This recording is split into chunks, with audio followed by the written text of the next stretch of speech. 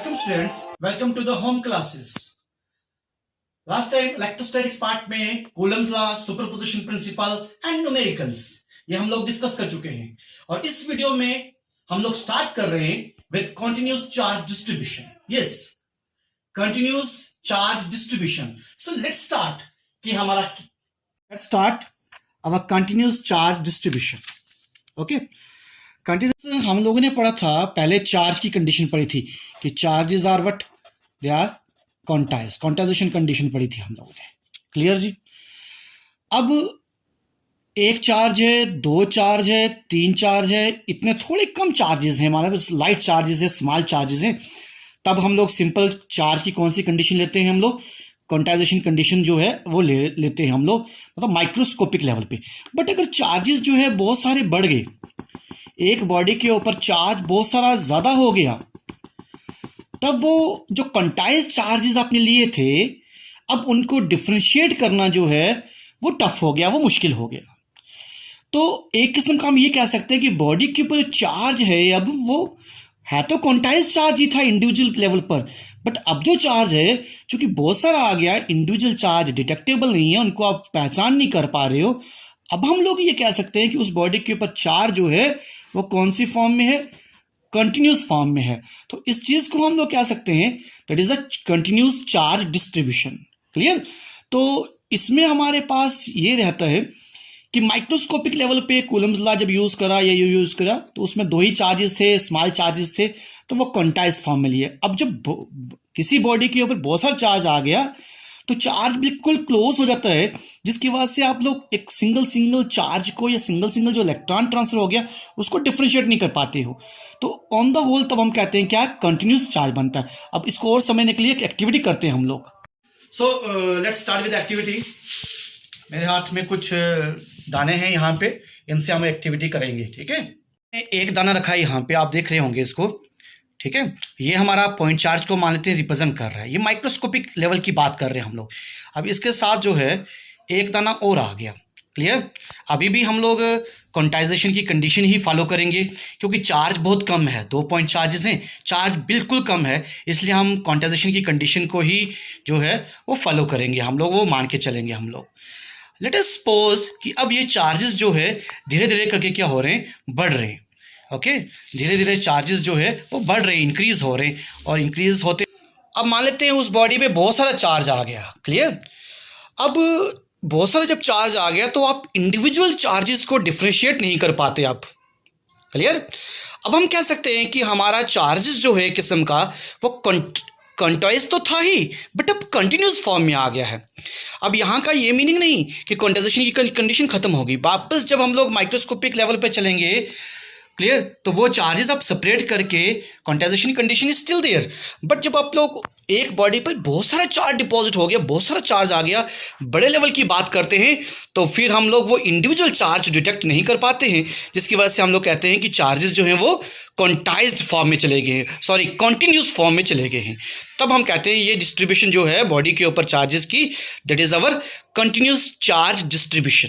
हम ये निकल के आता है, डेफिनेशन की तरफ चल रहे हैं कि अगर हम इस तरह से क्लोजली स्पेस चार्ज हैं, इस तरह से क्लोजली स्पेस चार्ज का जो सिस्टम हमारे पास बन के आता है, that is our continuous charge distribution.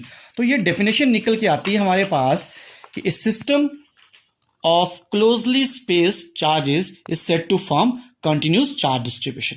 Closely space charges का जो सिस्टम है that is our continuous charge distribution. Clear. But इसमें एक बात देखना, ठीक है, कि इसका मीनिंग ये नहीं कि चार्जेस क्वांटाइज नहीं है. क्लियर. इसका मीनिंग ये है कि जो क्वांटाइज चार्जेस हैं वो कंटिन्यूस उनकी क्या हुई है, डिस्ट्रीब्यूशन हुई है. Clear. It is the distribution of the quantize charges in the continuous form. Clear.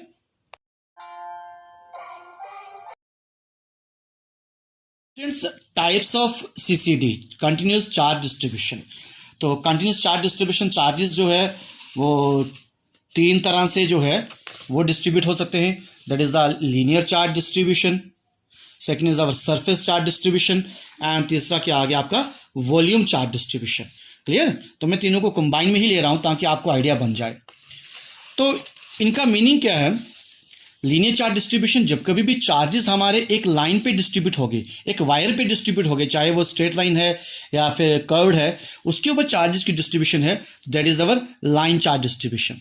जब चार्जेस एक शीट पर जो है एक एरिया पे डिपॉजिट हो गए, सर्फ हो गए, तो उसको हम कहेंगे क्या चीज है, वो सरफेस चार्ज डिस्ट्रीब्यूशन है। मीन्स चार्जेस सरफेस पे जो है वो डिस्ट्रीब्यूट हुए। तीसरा है हमारा वॉल्यूम चार्ज डिस्ट्रीब्यूशन। जब भी चार्ज एक पर्टिकुलर वॉल्यूम पर, ठीक है, कोई भी टाइप का वॉल्यूम है आपके पास, उस पर डिस्ट्रीब्यूशन है, तो वो आपके पास आएगा क्या, वॉल्यूम चार्ज। तो ये जो है it is one dimensional distribution होती है, ये हमारी टू डायमेंशनल डिस्ट्रीब्यूशन होती है, और ये हमारी 3D डिस्ट्रीब्यूशन होती है, 3 डायमेंशनल डिस्ट्रीब्यूशन होती है।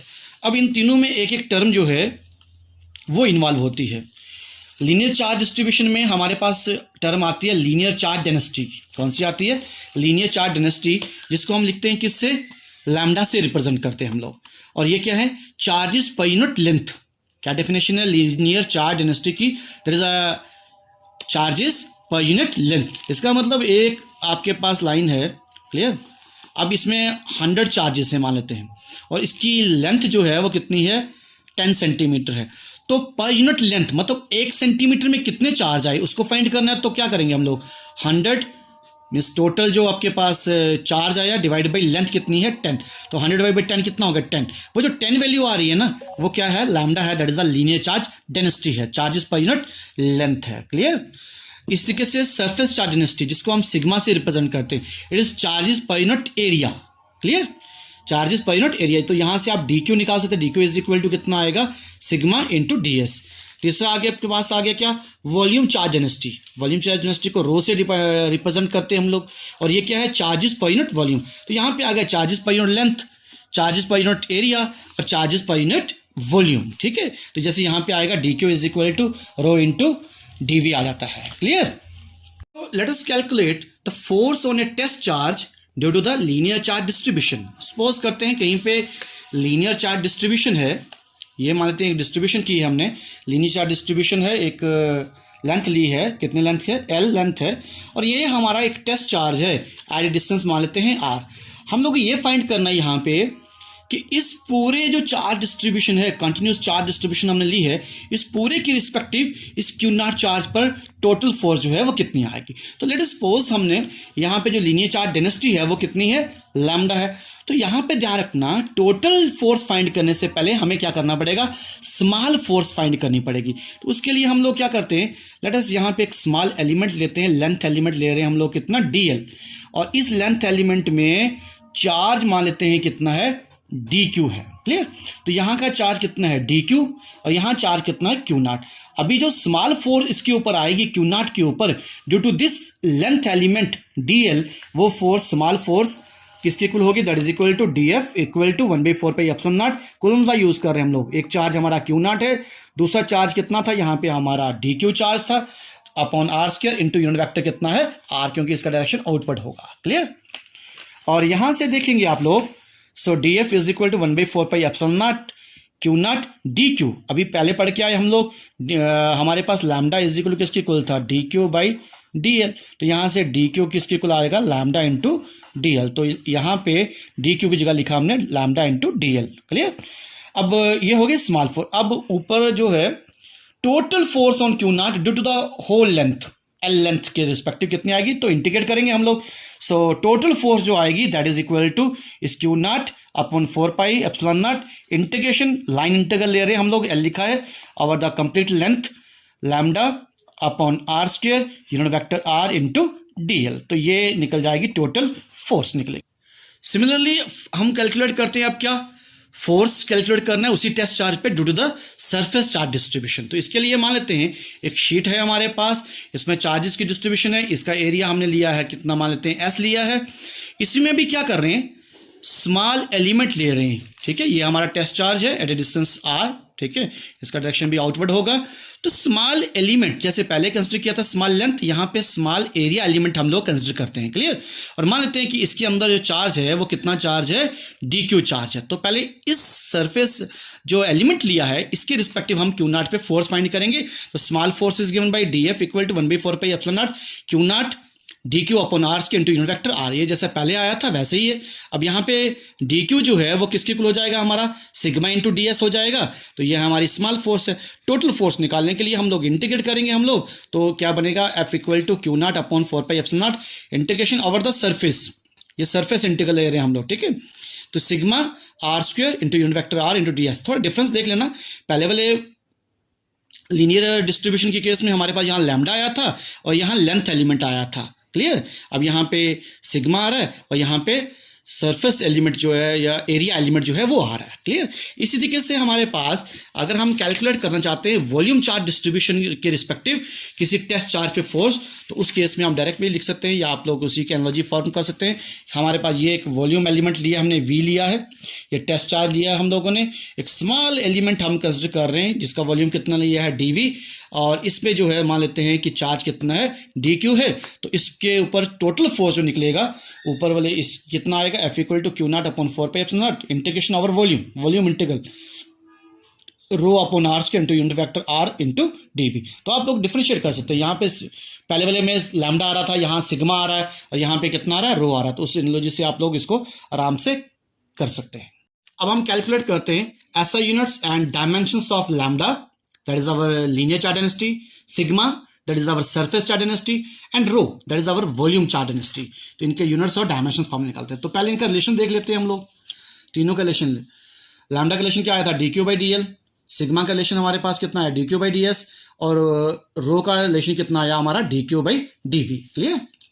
तो अब जो पहले देखेंगे, यहाँ था डी क्यू चार्ज कूलम आ गया और लेंथ के लिए कितना लिखा, मीटर। तो यूनिट क्या बन गई, कूलम पर मीटर।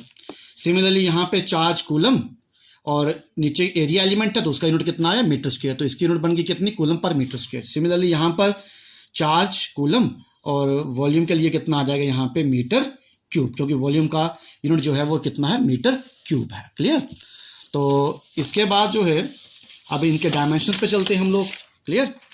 तो हमारे पास था lambda equal to D Q by d t d l, और डी क्यू जो है क्यू किस इक्वल होता है हमारा, I q is equal to कितना होता है, आई इंटू टी। तो हम लिखा I into t upon d l. I के लिए क्या लिखेंगे डायमेंशन की फॉर्म में, ए इंटू टाइम के लिए टी, डी एल के लिए कितना आएगा एल, ये एल ऊपर ले जाएंगे तो A T L minus 1, negative 1 आ जाएगा। तो ये डायमेंशन फॉर्मूला हो गया किसका, लीनियर चार्ज डेंसिटी का। सिमिलरली दूसरे वाले केस में हमारे पास था sigma is equal to D Q by D S.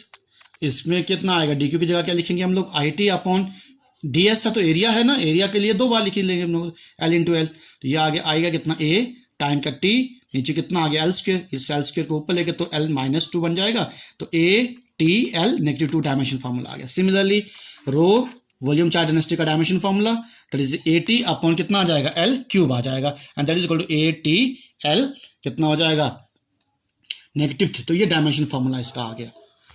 Okay, तो ये था हमारे पास कंटिन्यूस चार्ज डिस्ट्रीब्यूशन जो है वो, ठीक है। तो नेक्स्ट वीडियो में देखेंगे। Thank you for watching. Cameraman Aastha Sharma के साथ, थैंक यू।